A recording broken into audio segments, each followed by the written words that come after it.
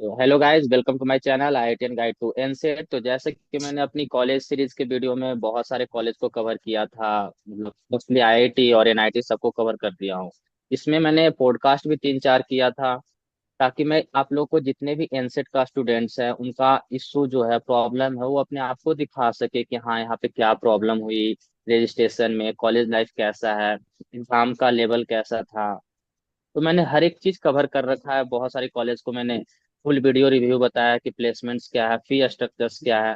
तो IIT खड़गपुर का मैंने हर एक चीज कवर कर दिया है। तो बहुत से लोगों का कमेंट आ रहा था, भैया भुवनेश्वर का, IIT जोधपुर का और NIT का आप एक सेपरेट वीडियो बनाए जिसमें आप इंटरव्यू के थ्रू हम लोगों को अच्छे से गाइड करें। तो आज ऐश्वर्या को इसी IIT भुवनेश्वर से BSc बीएड कर रही है। तो मैं इनसे कांटेक्ट किया और आप लोग के लिए हेल्प के लिए, आपको हेल्प हो इसके लिए मैं इनसे मीटिंग अरेंज करवाया हूँ। तो मैं अपना छोटा सा इंट्रोडक्शन देता हूँ। मैं सेल्फ पुरुषोत्तम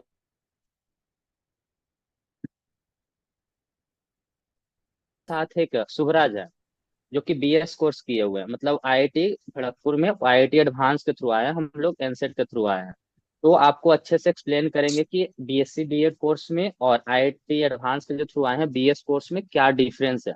एनसेट के थ्रू जो बच्चे आए हैं और सॉरी एडवांस के थ्रू आए हैं उनका लेवल में क्या डिफरेंस है, क्लासेस कैसे चलते हैं, हम लोग को डिस्क्रिमिनेट किया जाता है या फिर सारी हॉल एक ही हैं, मतलब क्या हर चीज प्रॉब्लम है, सारी चीजें हम इसमें सॉल्व करेंगे, बताएंगे। तो शुभराज अपना इंट्रोडक्शन दे दीजिए।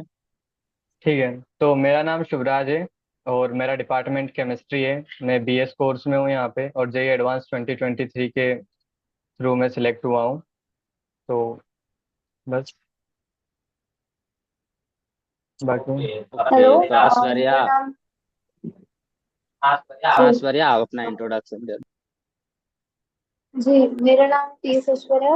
मैं ITech first year BSc BEd course की हूँ। मैंने अपना बैचलर मैथमेटिक्स लिया है और माइनर मैंने केमिस्ट्री लिया है। मैं IIT भुवनेश्वर में इनरोल्ड हूँ इन 2024 में। या ओके, तो आपको इस एनसेट के बारे में कैसे पता चला कि एनसेट मेरे में को एक एग्जाम होता है। NCT हाँ, मेरे को NCT एग्जाम के बारे में अपनी मदर की कॉलेज से पता चला। उन्होंने बताया था कि ये जो एग्जाम है टोटली टीचर्स के लिए बनाया गया है, टीचिंग के लिए अच्छा career with an integrated programme, क्योंकि हम जानते हैं कि BSc जो कोर्स है वो 3 इयर्स का होता है और BEd 2 इयर्स का होता है। तो टोटल में सिर्फ 5 इयर्स लगते हैं दो कोर्स कंप्लीट करने में, बट ये इंटीग्रेटेड जो प्रोग्राम है ये 4 साल में कोर्स खत्म करा देता है।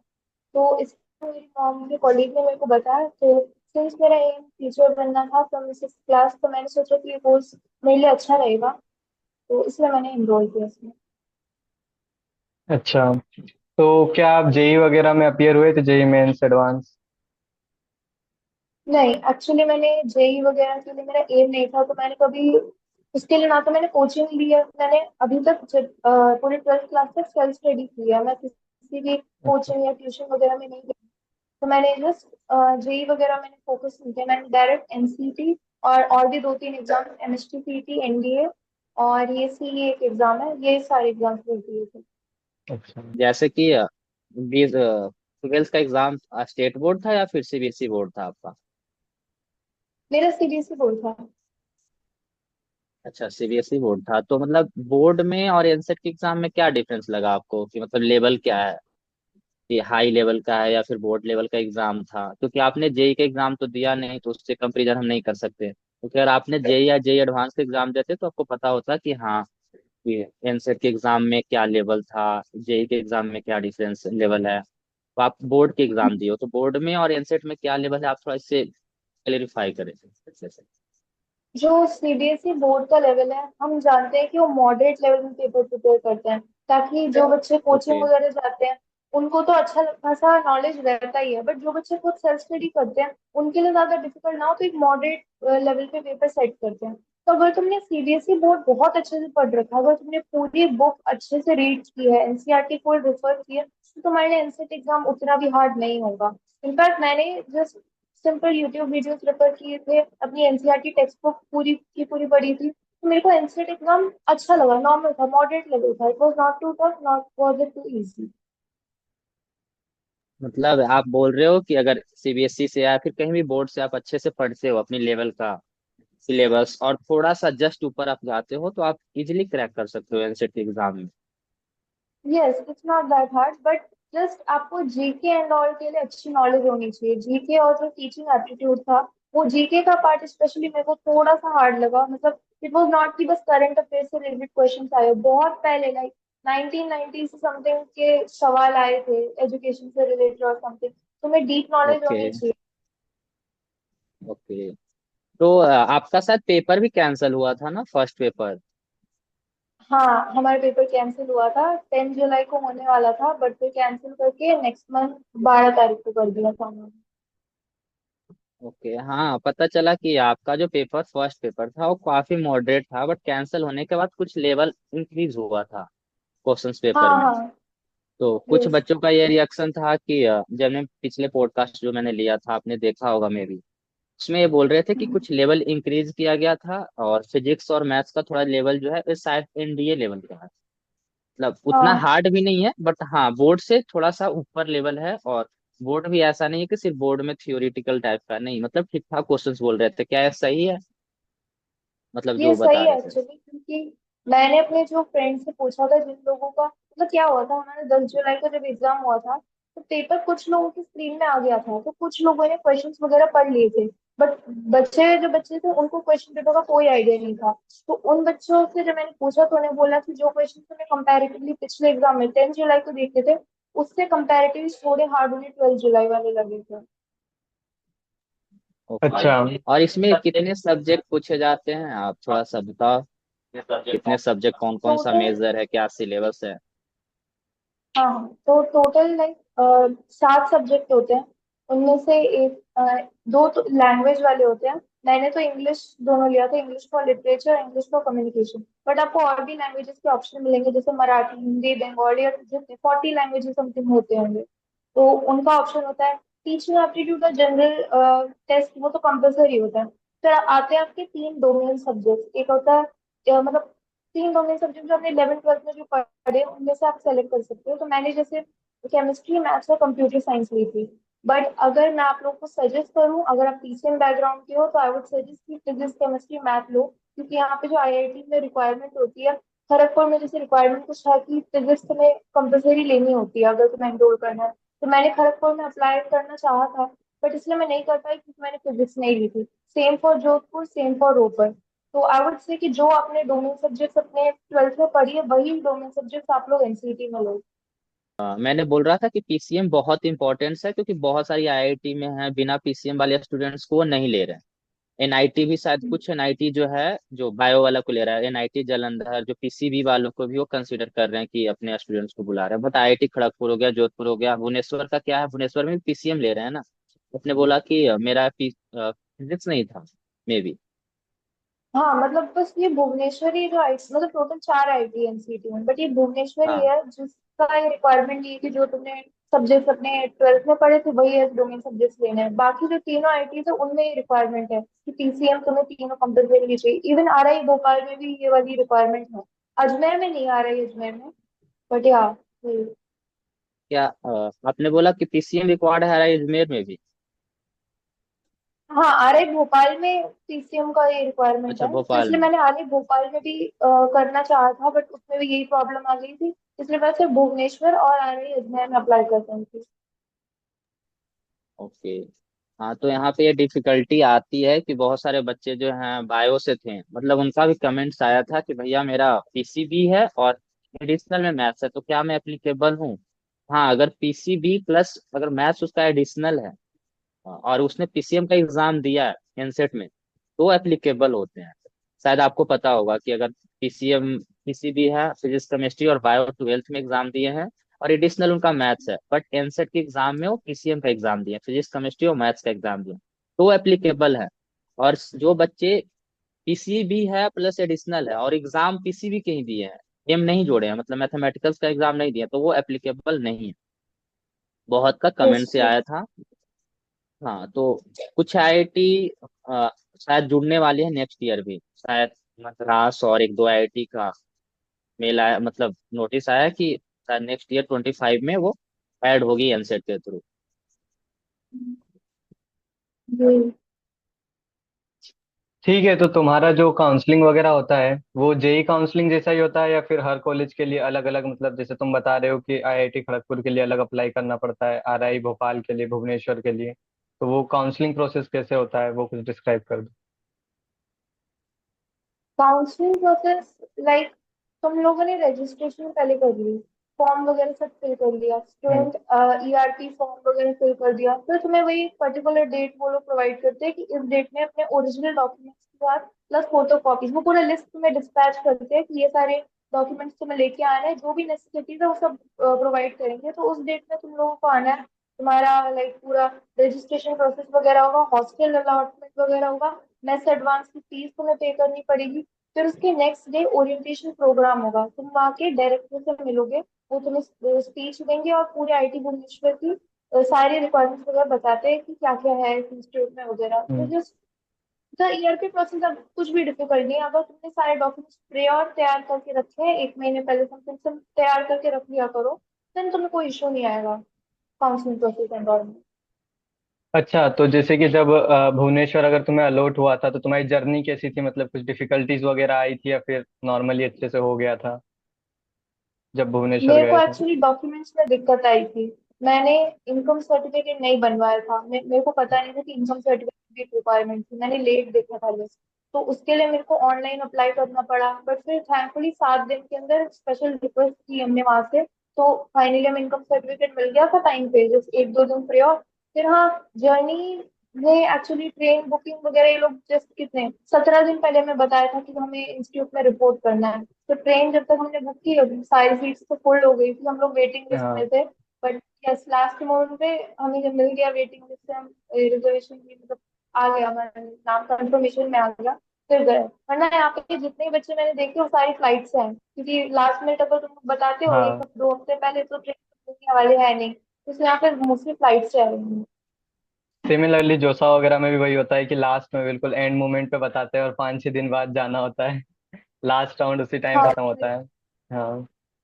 हाँ। ठीक है, और इंडक्शन वगैरह प्रोग्राम ओरिएंटेशन कैसा था तुम्हारा जो भुवनेश्वर में हुआ था, एक्सपेक्टेशन के अकॉर्डिंग। ओरिएंटेशन ओरिएंटेशन एक्चुअली बहुत बढ़िया थी। यहाँ के जो क्लासरूम्स है, एक्टिव लर्निंग क्लासरूम्स, यहाँ पे मैंने पहली चीज सुनी है। मतलब क्या होता है कि जो क्लासरूम्स है वो सर्कुलर टेबल्स में अरेंज होती है, बहुत सारी लाइक 10-15 सर्कुलर टेबल्स होती है एंड मूवेबल चेयर्स होती है साथ में, तो बहुत इंटरेक्टिव बनाती है वो क्लास को। जैसे नॉर्मल कॉलेजेस में तुम देखोगे प्लेन सीट्स रहती हैं, हाँ। बच्चे पढ़ते हैं, कोई सो जाते हैं, और इट्स वेरी बोरिंग। बट यहाँ पे तुम्हें ऐसे क्लासरूम्स हम लोगों ने डिजाइन किए जो वॉइस प्रूफ है and the equipment is pretty good too. Full centrally air condition institute है, तो हमारी उसी एक रूम में, मीडियम साइज रूम में हमारी ये ओरिएंटेशन प्रोग्राम हुई थी। हमने सारे डायरेक्टर से बात की थी, उन्होंने हमें पूरे इंस्टीट्यूट का बताया था कि क्या क्या है इस इंस्टीट्यूट में, पूरे फुल डिटेल्स हमें प्रोवाइड की थी पीपीटी के थ्रू। एंड फिर एट द एंड 2 आवर और 1 आवर का एक इंटरेक्शन सेक्शन भी हुआ था, तो उसमें हमारे पेरेंट्स ने डायरेक्टर के साथ डायरेक्ट कम्युनिकेशन की थी। तो ये ओरिएंटेशन प्रोग्राम मेरी एक्सपेक्टेशन से बहुत बेटर था। अच्छा, अभी कोर्सेज वगैरह कौन कौन से चल रहे हैं तुम्हारे, जो क्लासेस वगैरह हो रही है उनमें, फर्स्ट मेरा सेमेस्टर में। अभी मेरे 6 सब्जेक्ट्स है, एक अंडरस्टैंडिंग इंडिया, एक एवोल्यूशन ऑफ इंडियन एजुकेशन, एक आर्ट, और एक ये बेसिक ऑर्गेनिक केमिस्ट्री, और एक कैलकुलस एंड एनालिटिकल ज्योमेट्री, एक लीनियर अलजेब्रा। और मैंने साथ में माइनर जो लिया, मैंने माइनर केमिस्ट्री लिया, तो उसमें मेरा बेसिक ऑर्गेनिक केमिस्ट्री और एक ऑर्गेनिक लैब आता है। तो हाँ, अच्छा। टोटल 8 कह सकते हो subject with including minor. Load वगैरह अभी कितने दिनों में भी क्लास वगैरह जा रहे हो। अभी हमारी क्लासेस 18 तारीख को स्टार्ट हुई थी एंड मेरे को ऑलरेडी लोड फील हो रहा है।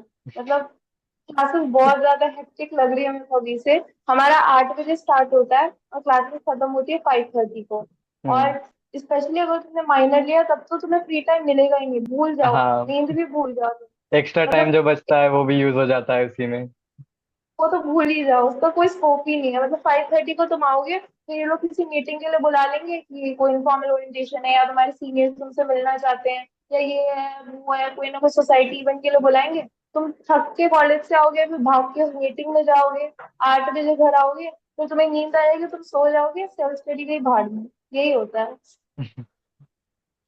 अच्छा, सीनियर वगैरह का कैसा था, मतलब ऐसा कैंपस का एनवायरनमेंट कैसा है, सीनियर्स का बिहेवियर कैसा है? एक्चुअली यहाँ पे हर दूसरे कोने में इंस्टीट्यूट में लिखा है ragging free campus, ragging free campus, and it is actually ragging free campus. हमारे सीनियर्स बहुत ज्यादा स्वीट है, हमें बहुत ज्यादा हेल्प किया उन लोगों ने। हम लोग यहाँ फ्लूलेस बैठे, हमें कोई आइडिया नहीं कि कैसे संभाले, क्या करे, कैसे क्लासेस यू नो सब बैलेंस में रखे हर चीज। तो उन्होंने हमें गाइड किया अच्छे से, उन्होंने बोला कि कभी भी आपको कोई प्रॉब्लम है तो आप आओ, क्योंकि सिंस हम ये सेकंड बैच है, वो फर्स्ट बैच है, उनको गाइड करने वाला कोई नहीं था। उन्हें सबसे बेस्ट एक्सपीरियंस है कि उन्होंने क्या क्या झेला बस उनको ही पता है, तो उन्हें वो हम्म। नहीं चाहते कि हमारे साथ भी सेम हो। इसलिए बार बार बोलते हैं कि कोई भी डाउट हो, तुम्हें कैसा भी फील हो, मतलब लोनली फील हो, ज्यादा हेक्टिक लगे, तो हमसे आके बात करो, हम तुम्हें गाइड करेंगे। तो हाँ, मैंने बहुत बार कंसल्टेशन ली भी अपने सीनियर से, मतलब क्लासेस के रिगार्डिंग। एंड एक्चुअली मैं अभी अपना सोच रही हूँ कि मैं अपना माइनर ड्रॉप करूँ, सिंस थोड़ा सा मुझे हेक्टिक लग रहा है। अच्छा। I am still in the process thinking about that. तो अगर मैं सिलेक्ट ऑप्शन है करूँ क्या कि आप तो आप माइनर लोग, ड्रॉप कर सकते हो? हाँ, आप माइनर ड्रॉप करने का ऑप्शन तुम्हें पूरे साल भर मिलेगा। सब्जेक्ट रजिस्ट्रेशन एक होता है एग्जाम से कुछ 1-2 महीने पहले, उससे पहले अगर तुम डिसाइड कर लेते हो कि तुम्हें माइनर ड्रॉप करना है तो तुम कर सकते हो। बट माइनर अगर तुम्हें चेंज करना है वो थोड़ा मुश्किल होगा, किसी एक महीने से दूसरे महीने में शिफ्ट करना है वो थोड़ा डिफिकल्ट होगा। बट ड्रॉप तुम कभी भी कर सकते हो, उसकी कोई लिमिटेशन नहीं है। ओके, जैसे कि हमारे कॉलेज में अभी तो बीएससी बीएड कर रहा हूँ। हमारा भी जैसे आपने बताया कि हम आपका कोई सीनियर्स नहीं था, आप ही लोग सब हैंडल कर रहे हो, तो सही बात है, हम लोग का कोई सीनियर्स नहीं है। हम खुद हैंडल कर रहे हैं चीजों को कि भाई खुद सीखना, तो हम लोग जूनियर्स को सोच रहे हैं कि जितना अच्छा हो सके उनको उतना अच्छा हम बता सके, अच्छे से बता सके कि भाई इससे ऐसा चीजें होते हैं। हमारी तो कोई बताने वाला था नहीं, कोई भी नॉलेज नहीं दिया गया, खुद हम जो अच्छा लग रहा है हम कर रहे हैं, हमारा कोई सीनियर्स नहीं है। सीनियर्स का बहुत फायदा होता है, तुम्हें बहुत अच्छे से वो बताते हैं चीजों के बारे में, क्लास के बारे में। तुम्हारी है कि अभी शायद फर्स्ट सेमेस्टर से ही जूनियर क्या बोल रहे थे, माइनस का वो था, ले सकते हो, बट हमारा सेकंड सेमेस्टर से सेलेक्ट करने का ऑप्शन है। और दूसरा ये है कि हम चेंज नहीं कर सकते, ना ही हम छोड़ सकते हैं, माइनस को लीव कर सकते हैं। तुमने बोला कि हम एक साल बाद, एक सेमेस्टर या 2 सेमेस्टर बाद हम लीव कर सकते हैं माइनर को, बट हमारा ऐसा कोई सिस्टम नहीं है खड़गपुर में। अगर आपने ले लिया तो आपका थ्रू आउट चलेगा कोर्स तक, मतलब फोर्थ ईयर तक आपका माइनस रहेंगे। तो हम लोग का एक चीज अच्छा है कि फर्स्ट सेम तक कुछ नहीं वो माइनर्स का ऑप्शन देते हैं, सेकंड सेम में ही माइनर अगर आपको लेना है तो आप ले लीजिए, अदरवाइज नो इश्यू। बाकी तो मजा आ अच्छा। ही रहा होगा कॉलेज में सीनियर्स के थ्रू। ठीक, आपने बोला कि हेक्टिक बहुत है, बहुत सारी क्लासेस हमारी हेक्टिक होती है, आते हैं फिर मीटिंग होता है।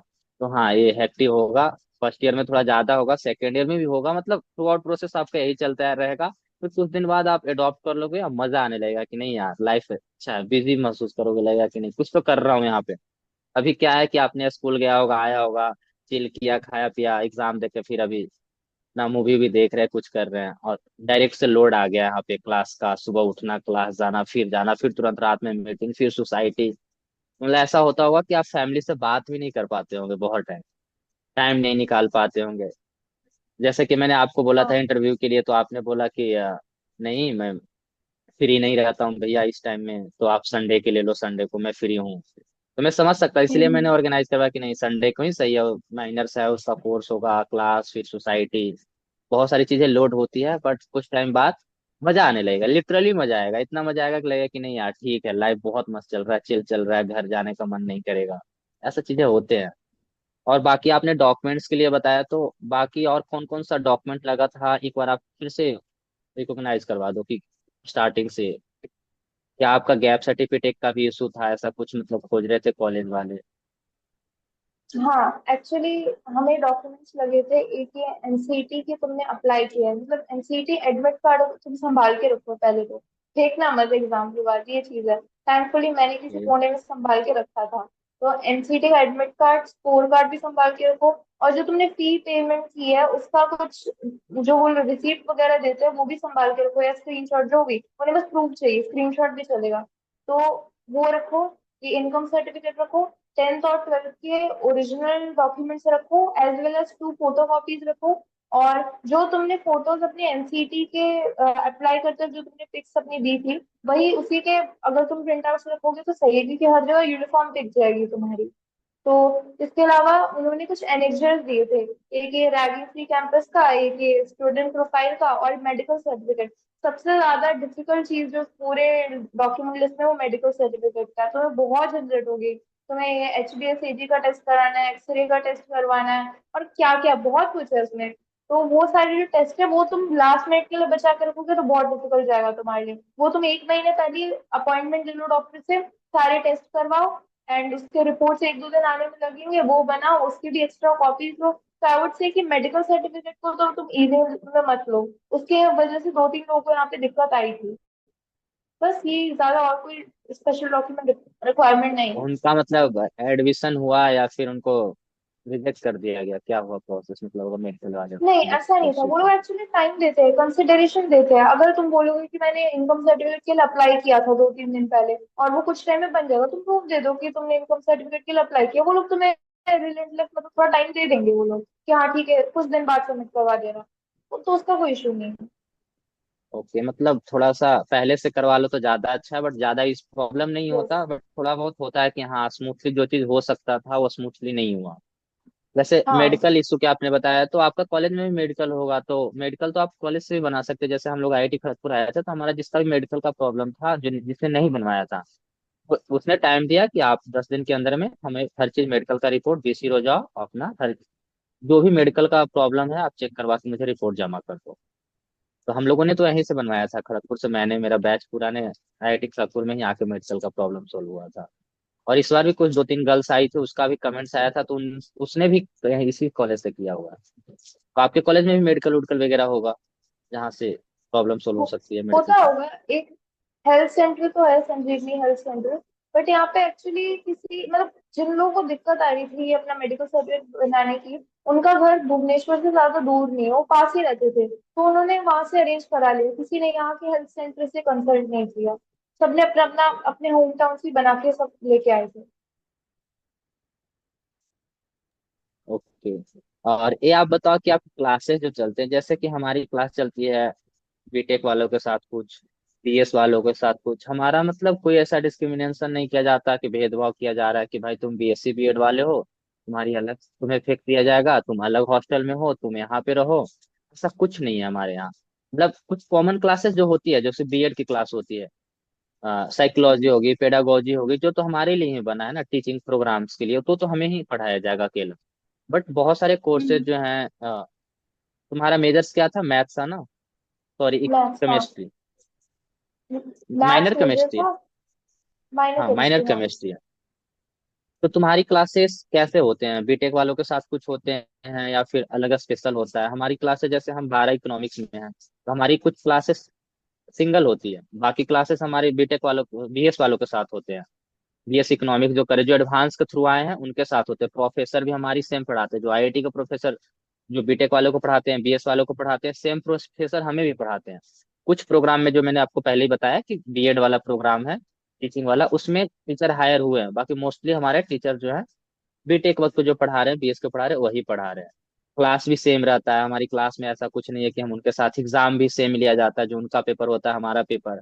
अभी जो शुभराज है, आपको पता है कि BS कर रहे हैं, IIT एडवांस के थ्रू आए हैं, उनका भी जो लैब होता है, अलग अलग बैच में लैब होता है, मतलब ऐसा नहीं कि बच्चे सेम होते हैं, बट सेम लैब में उनका भी लैब करवाया जाता है। हमारा जो स्टूडेंट्स, जैसे मेरे रूम पार्टनर जो अभी है, रूमीज जो है, B.Tech का है, BS का है। तो आप लोग का क्या है हॉस्टल में, मतलब कैसे क्लास चलते हैं? रूममेट कौन कौन सा है? अभी तो फर्स्ट ईयर में हो, तो मोस्टली होगा कि आप लोग अलग अलग B.Tech वालों के साथ नहीं होगे या BS वालों के साथ नहीं होगे। फर्स्ट ईयर में थोड़ा बच्चों को अलग रखते हैं, B.Ed वालों को सेकेंड ईयर से मर्ज कर देते हैं सबको एक साथ।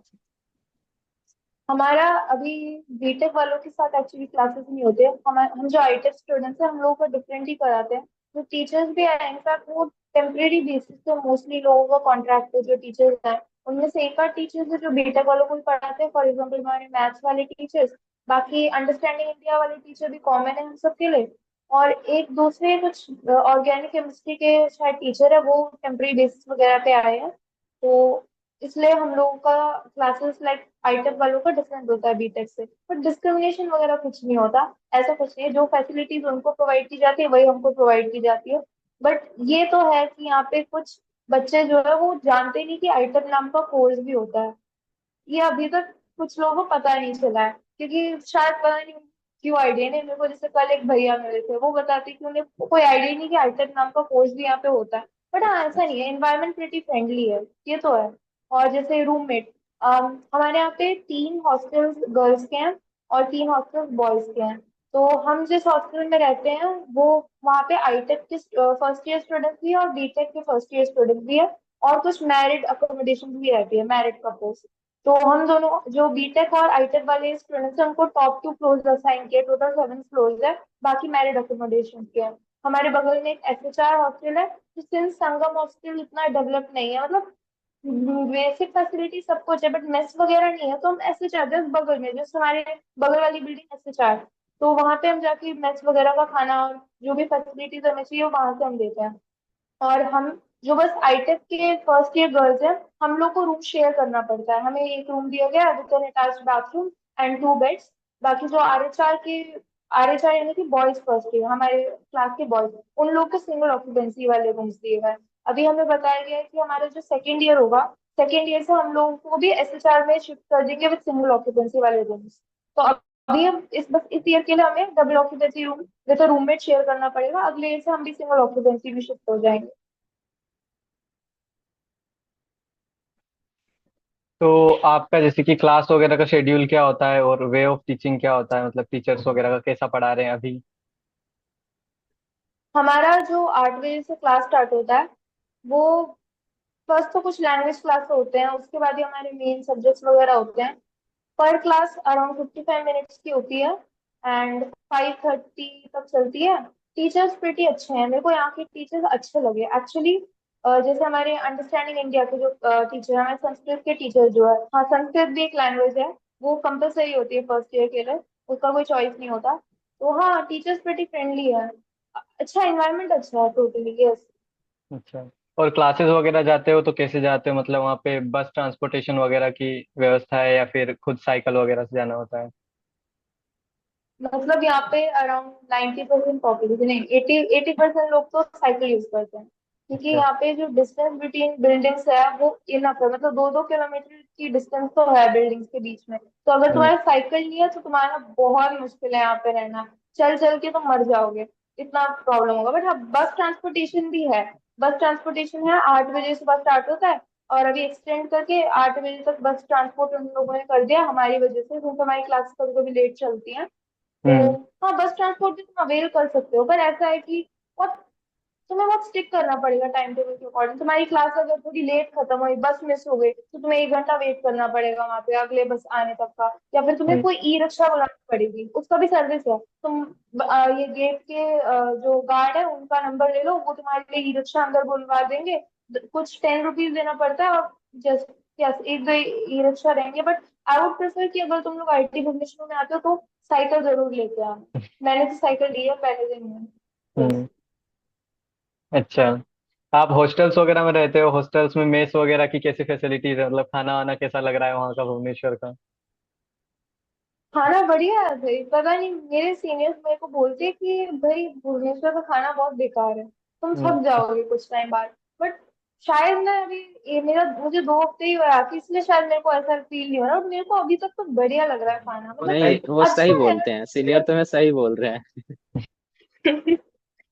मतलब हो सकता है अब उन्होंने 2-3 साल ज्यादा यहाँ पे रहे हैं, हमसे तो ज्यादा ही रहे हैं वो, तो शायद वो बोर्ड हो गए होंगे खाने से, मैं अभी तक तंग नहीं हुई हूँ खाने से, मुझे अच्छा ही लग रहा नहीं, है। नहीं शुरुआत आप में ना अच्छा ही लगता है वो, और फिर उसके बाद रिपीटेटिव हो जाता है ना, तो फिर हमें लगता है कि अरे ये तो फिर नॉर्मल हो गया। शुरुआत में तो वो अच्छा बनाते हैं खाना, बाद में भी अच्छा बनाते हैं, लेकिन हमें रिपीटेटिव लगने लग जाता है वो, सेम मेन्यू होता है ना, हाँ मतलब, इसलिए थोड़ा।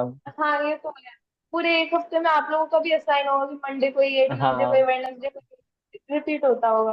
हाँ हाँ। वही। हम्म। फिर लगेगा कि यार ये तो, यार ये खाना है क्या खाऊं। मतलब पॉडकास्ट मैंने लिया था पिछले, उनका भी बहुत रिएक्शन था, भैया खाना तो बहुत अच्छा मिल रहा है, बहुत क्वांटिटी रहता है, ये चीज खाओ वो चीज खाओ, मतलब मजा आ जाता है खाने में। अब बोलते हैं भैया यार खाना खाने में मन नहीं लग रहा, 1 महीने हो गए हैं। मतलब स्टार्टिंग में ऐसा होता है, इंसान की वैरायटी का खाना मिलता है तो अच्छा लगता है, बट सेम रिपीटेशन रिपीटेशन थोड़ा सा वो हो जाता है। बट ये है कि आईआईटी में इतना घटिया खाना नहीं होता जो प्राइवेट में होते हैं, इतना अच्छा होता है कि आप हाँ खा सकते हो, बेकार नहीं बोल सकते, नहीं ज्यादा अच्छा बोल सकते हो, खाना खा सकते हो। होता है तो हाँ। हाँ। मतलब मेरी जो सीनियर थी, वो भी मैंने उनसे पूछा था कि आईटी का खाना कैसे है? तो उन्होंने यही यही रिप्लाई दिया था बस, कि जैसा गवर्नमेंट कॉलेजेस में होता है वैसा है, बस इतना बोला था उन्होंने। बोला कि बाकी तुम खुद समझ जाओ कैसा रहेगा। बट हाँ, और फिर मैंने देखा है यहाँ पे जो जितने भी सीनियर्स हैं, वो शायद बहुत इरिटेट हो गए यहाँ के खाने से। अक्सर हर दिन तो जोमेटो या स्विगी वाला कोई ना कोई दिखता ही है यहाँ पे। वो खाने का थोड़ा बहुत डिपेंड करता है कि तुम्हारा एलम्स जो होते हैं एलुमनी वगैरह, उस पर डिपेंड करता है कि फंड कर रहा है कि नहीं। जैसे हमारे यहाँ हॉल भी है, बहुत सारे हॉल जो है यहाँ पे, कहीं हॉल का एलम बहुत अच्छे हैं तो वो पैसे देते हैं अपने हॉस्टल वालों को, भाई हमारे जो स्टूडेंट्स हैं जो जूनियर्स हैं उनको खाना अच्छे खिलाओ। कुछ हॉल में काफी अच्छे खाने मिलते हैं, कुछ में मतलब बेकार मिलते हैं। तो हमारे हॉल में भी ठीक ठाक खाना मिलता है। और अदर्स में जहाँ जहाँ का जो एलुमनी है जो फंड कर रहा है गवर्नमेंट के ऊपर कि भाई इसको हमारे, तुम भी पास आउट होगे तो तुम्हें अगर खाना मिल रहा है अच्छे तो तुम भी फंड करोगे अपने हॉस्टल्स को, हॉल को। हम हम्म, लोग के अच्छा मिलेगा तो ऑब्वियस सी बात है हम लोग भी फंड करेंगे।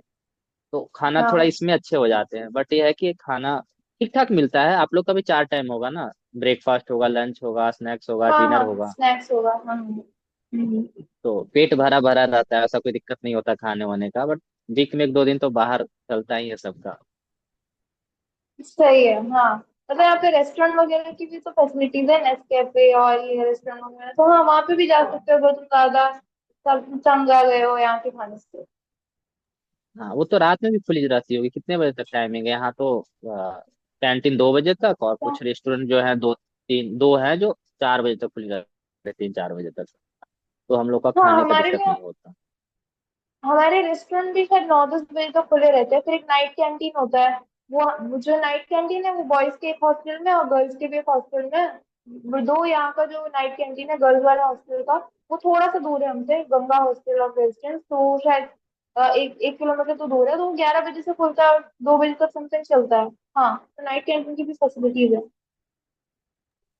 हाँ तो लोग बोर नहीं होते एग्जाम टाइम में। नाइट कैंटीन सबसे ज्यादा काम आता है जब भी आपका पेपर होगा, मिड सेमेस्टर, तो लोग नाइट कैंटीन ही यूज करना प्रेफर करते हैं, क्योंकि लोग फिर पढ़ते हैं, उधर से लाइब्रेरी आएंगे, फिर खाना खाएंगे, फिर जाएंगे लाइब्रेरी। तो हाँ हाँ। तो आपका रूममेट वगैरह कैसा है? मेरी रूममेट, रूममेट। मतलब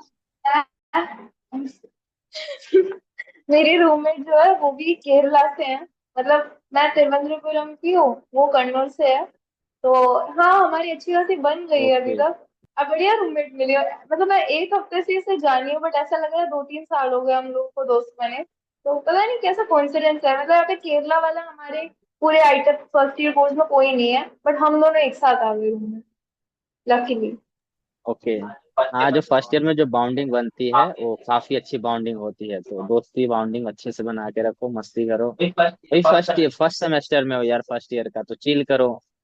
और बाकी रूममेट कितने हैं? तुम 2 हो या 3 हो अपने रूम में? डबल शेयरिंग हम बोले तो थे ना दो आप? ही है। हाँ, डबल शेयरिंग है। मतलब एक लड़की होगी जो सिंगल ऑक्यूपेंसी में है, क्योंकि अभी लाइक लड़कियों का नंबर थोड़ा ऑड है बाकी लड़कों से कंपेयर, तो एक लड़की शायद अभी सिंगल है, बाकी सारे डबल डबल ऑक्यूपेंसी में। 7th फ्लोर तो अभी फिर भी खाली है, मतलब आधी ही भरी है, तो थोड़ा सोना सोना सा रहता है, तो सही है। हमें तो ठीक लगता है। अच्छा, अभी अकेले रूम में या सामने रूममेट बैठी है तो तारीफ हो गई? बैठी है, हंस रही है। बैठी तो है। हाँ देखा ना ऊपर तो पता चला। उनको भी आप हाँ, कैमरे में ले सकते थे, कोई दिक्कत नहीं था मीटिंग में। काफी नहीं मतलब नहीं, अच्छे हो जाते थे। ऑर्गेनिक केमिस्ट्री पढ़ रही है, मैं उनको डिस्टर्ब नहीं करना उसको। ओके अच्छा, ओके सही है, कोई चिल चिल प्लीज। अब पढ़ाई के अलावा और एक्स्ट्रा एकेडमिक एक्टिविटीज क्या होती है स्पोर्ट्स वगैरह में, जिम खाना वगैरह अगर कुछ उधर हो? अभी जैसे हमें सोसाइटीज वगैरह का ऑप्शन होता है, तुम्हें कोई, अगर तुम्हें राइटिंग में इंटरेस्ट है तो तुम पेनेशिया में जा सकते हो। तुम्हें अगर फोटोग्राफी में इंटरेस्ट है, एक्टिंग में इंटरेस्ट है, एडिटिंग में इंटरेस्ट है, तो तुम सिनेमाटोग्राफी में जा सकते हो। और ऐसे 2-3 और सोसाइटीज है, नक्षत्र एक सोसाइटी है, वो स्टार गेजिंग वगैरह तुम कर सकते हो। अगर तुम स्पेस एस्ट्रोनॉट इन सबसे रिलेटेड हो, तुम्हें पसंद है स्पेस रिसर्च वगैरह, तो तुम उसमें जा सकते हो। लाइक सोसाइटीज की तो बिल्कुल कमी नहीं है। इनर सोसाइटीज है, तुम किसी में भी ज्वाइन कर सकते हो। हमारे सीनियर्स खुद 4-5 सोसाइटीज में ज्वाइन करके बैठे हैं। एंड यहाँ पे फिर हमारे एक student activity centre, sports centre सैक होता है, तो वहाँ पे जो भी गेम तुम्हें चाहिए सब मिलेगा। मैंने बहुत एक्सप्लोर किया है सैक, मैंने लॉन टेनिस वहाँ पे खेला, अभी तक टेबल टेनिस खेला है, वॉलीबॉल खेला है, और बैडमिंटन का तो रश पूछो मत, यहाँ पे हर दूसरे बंदे को बैडमिंटन पसंद है। तो जब भी तुम हम्म। कोर्ट में जाओ हमेशा फुल रहता है। तो हाँ, बैडमिंटन अभी तो खेलने का मौका मिला नहीं है फिलहाल मेरे को। बट हाँ, गेम्स वगैरह सब बढ़िया। और अभी स्विमिंग पूल भी बन रहा है हमारे इंस्टीट्यूट में, वो भी शायद कुछ कुछ महीनों में कंप्लीट हो जाएगा। हम्म। अभी मतलब कोर्ट वगैरह कितने, जैसे कि हॉस्टल वगैरह में कोर्ट वगैरह होते हैं और बाकी कॉमन में भी जिम खाना वगैरह में होते हैं, तो वो कितने क्या कोर्ट है, फैसिलिटीज कैसी है? जैसे हमारा जो स्टूडेंट एक्टिविटी सेंटर में बास्केटबॉल कोर्ट 4 है, वॉलीबॉल कोर्ट भी 4 है, लॉन टेनिस के कोर्ट भी 4 है, और बैडमिंटन के 6 कोर्ट्स हैं।